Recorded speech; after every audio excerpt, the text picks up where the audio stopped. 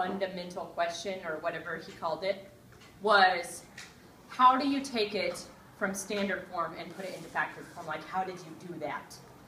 And I said, you do not need to know that. The only thing that you need to know is how to solve it from factored form. Do you guys remember that? Yes. Okay. Today is when we're going to start learning how to take it from standard form and put it into factored form.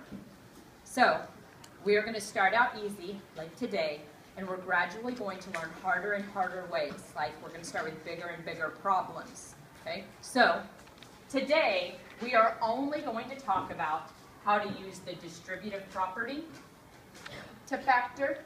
That's the verb, to factor, means to put it into factored form. Okay? And we're going to be using the distributive property to factor out the GCF. Do you guys remember GCF? Greatest common factor. That was actually on your homework last night, like starting on like maybe 19, or no, 30 something, 27, 28, 29, who cares? Finding the greatest common factor. I actually kind of think of it as undistributing. We're finding what did they just distribute in, and we're going to pull that back out. Okay, so here's some examples. It says factor each polynomial. When it says the word factor, that means rewrite this in factored form. So right now it's on standard form. How do I know that this is standard form? Because that has an exponent. Well, sometimes factored form has an exponent, so that's not exactly the reason. Does any... Well, not exactly. Because we're adding. What does factored form look like? What does it have to be written as? A multiplication problem. Okay? This is an addition problem. We want to rewrite it as multiplication. So we want to rewrite it with parentheses and something on the outside that's being multiplied by something on the inside. This is what's going to be factored form. We're going to rewrite it as a multiplication problem. So we kind of have to ask ourselves, what number was multiplied into these two numbers? What's the largest number that could have been on the outside of parentheses? 2. 2 goes into both of those. So I could rewrite this with the 2 on the outside. And if I took a 2 out of that, and remember, this is the opposite of multiplication, so if I divided the 2 out of this, what would be left? X squared. X squared. Does that make sense? So then you can think about, just to check yourself, if I distributed that back in, 2 times x squared, would that equal 2x squared? Yes. Okay. If I divided a 2 out of 18, what would be left? 9.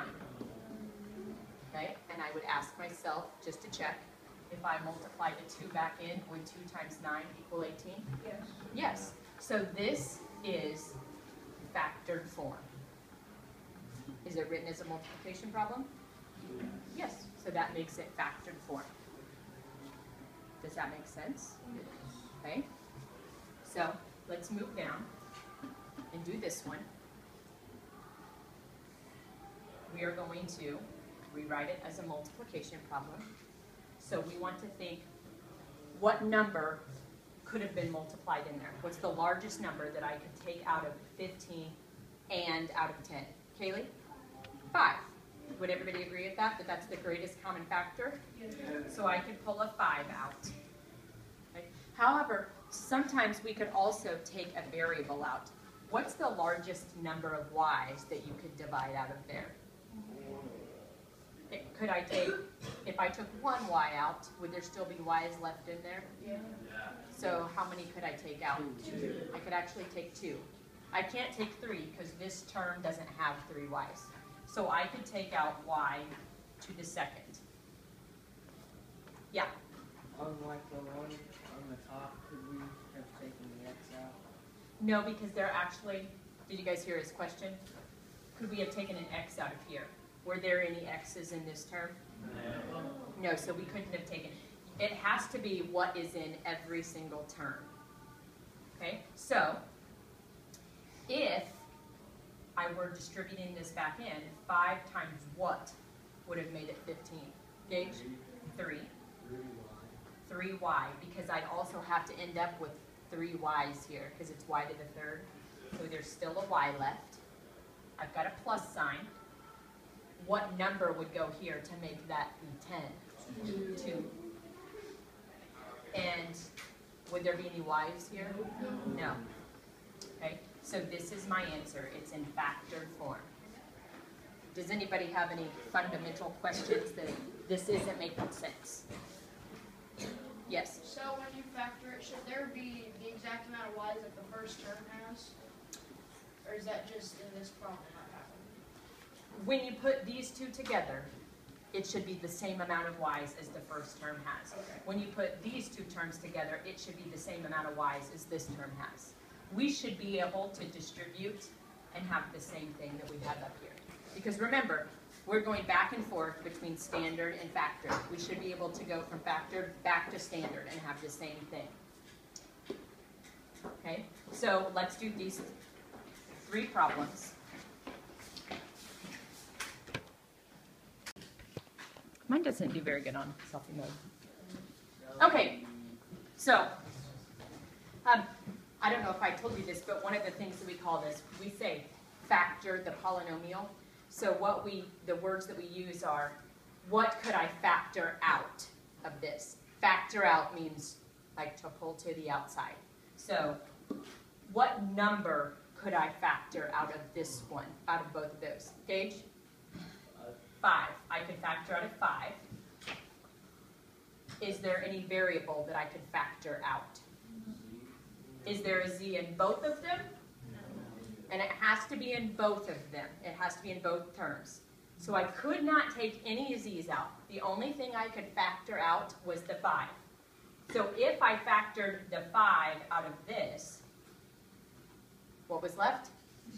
Just z squared. And if I factored a 5 out of this, some people like to go like this, actually, to show what they're doing. When they factor something out, they like to go like this. Divided by 5. What's 5 divided by 5? 1. So they're left with 1z squared. If they factor a 5 out of this, what's left? 6. Plus 6. Okay? So I look at number 2. Is there a number that I could factor out of 3 and 14? No. There's no number, so I don't have a number to factor out. Is there a letter or a variable that I could factor out? X. X. I could factor out 1x. Why could I not factor out 2 x's? 14x does not have 2 of them, and I want to be taking the same amount out of both of them. So this is how some people like to show it. You don't have to, but you can, is if I factored out an x, the 3 would still be left. But if I take one of the x's out, do you guys remember how we subtract exponents when we're dividing? What would x squared minus x to the first? What would that be? Just x. Okay? And if I factored an x out of this one, what would be left? 14. 14. So my factored form is x times the quantity 3x plus 14. Everybody get that one? Okay, so last one. What number could I factor out of this one? 8. Landon? 8. An 8. I could factor out an 8. Is there a variable that I could factor out? Colby? A y. Can I take 2 y's? No, because this one doesn't have 2, so I could factor out a y. So when I took an 8 and a y out of this one, my 8's are 1. So how many y's would be left? A 1 y. Okay. Also, you could think to check if I distributed that back in, would 8y times y be 8y squared? Yes. Yes. Okay. Minus, if I divided 8 out of 24, what would be left? Trent? Did you have a question? Yeah. I did 4. Okay, so 4 does go into both of them. However, when you're factoring out, you want to factor out the greatest common factor. So would it be wrong? If it said factor out the greatest common factor, yes. And the reason why we're doing that is later, when we're graphing them and solving them, you really have to have taken out the largest one.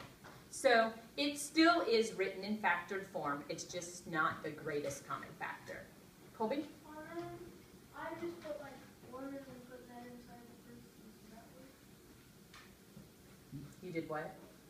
Like for number 1, I did 1 parentheses 5z squared plus 3.